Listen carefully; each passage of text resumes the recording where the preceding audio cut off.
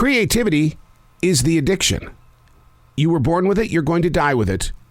You're going to give it so much of your time and energy, and you're going to sit there one day and you're going to say, I'm not getting anywhere. And yet it's still knocking on your door. Unplugged, because we will always say yes to creativity, totally uncut, because we all make mistakes. So turn it into a tool. This is Arroe Unplugged in the studio. These are my interviews today. David Litzwager has a book with National Geographic. It's about the octopus and the seahorse and jellyfish. And so I did all my show prep on that yesterday. And then this one here, this is Rebecca Metz, who I'll be with at 10 o'clock. She's part of the TV show Better Things.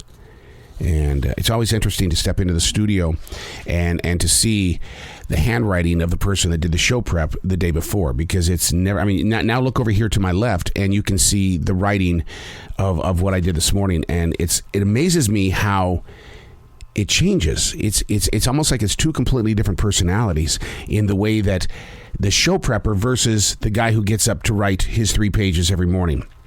It seems like the one in the morning has more flow. There's more music involved there, whereas the guy who does the show prep is just throwing thoughts down. He finds things, he quickly puts it down. Have you ever studied your handwriting that way? Because, I mean, I'm not the only one who has gone through this or goes through this on a daily basis, but it's very interesting that as a writer, you find yourself in positions of constant change. Now, I am not jealous of those who can put their fingers on a computer keyboard and put words out. I just wasn't trained that way, and that's the way that Julia Cameron of The Artist Way kind of really puts out there. Use your own handwriting so you can get your own body involved in your places of thought. Get everything about you onto that page, because if you're just typing away, it's just your fingers moving, and it's not a judgment call. It's just that I find it fascinating to see that there are two different styles of handwriting that are currently right here in front of me. Hey, it's Arroe. This is The Choice. This is what I was writing while the sun was waking up on a brilliant new day, and today we're reading from April 7th, 2022. An interesting thought was shared with me in prayer this morning, and it really kind of grabbed my heart and gave it a good squeeze. I don't know if it was a positive squeeze, a loving squeeze, or a squeeze to try to get more nectar from the tree. I don't know. But this is what the thought was. For who we are isn't to be a self, but rather a united generation. For who we are isn't to be a self, but rather a united generation. This came to me while listening to my wife speak this morning about Mama Mac, who has Alzheimer's. I'm touched by the lives of those who have been chosen to be caretakers. Maybe it's because of my age. I'll be 60 this June, but I know 3 amazing heroes, and it's only been within the past couple of years. They didn't choose to be the leaders they became, yet I've never heard them complain. They accepted their roles in this everyday life. I call them earth angels. It's never been about self. As we grow with this modern wave of sights and sounds, the world is speaking in ways that showcase a united generation. I mean, look at what Poland is doing in the areas around Ukraine. We must remain strong as a people, not a self. For every decision made today can and will inspire and or poison what will become the unwritten tomorrow. It's not about self. It's about outreach. It's about community. It's about getting together and creating smoother paths for those that are in rugged times. But how do you get to that place?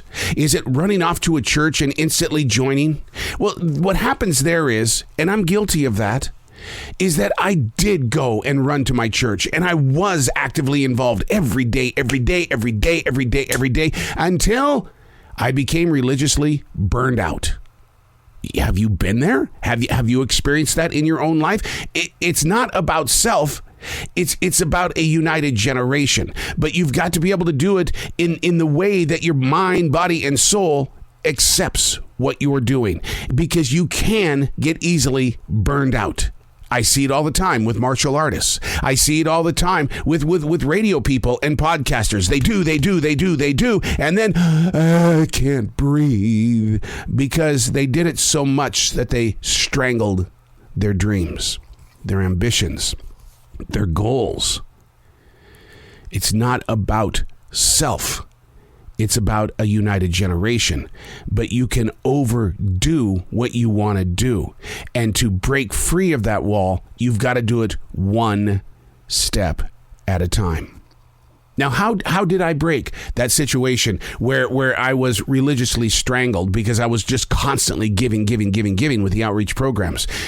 I became it's a defrag journalist, a defrag. I broke it down. And I would sit there and remind myself, remember the last time when you gave too much, this is where you were. Are you there now? I asked the questions.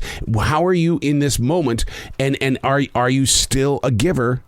Or are you doing this because it's the new addiction, the new habit? You feel like that this is what you need to be doing. So therefore, out of all things you're going to sacrifice, this is not the thing that you're going to throw to the side. And then you get burned out. Breaking through the burnout is knowing where you presently stand right now. Because getting back to where you need to be when it is the outreach, you're going to carry with you the weight of where you once used to be. So be alive in your moment, but also be aware. Don't overdo the outreach. I'm Arroe, and that's what I was writing while the sun was waking up on a brilliant new day.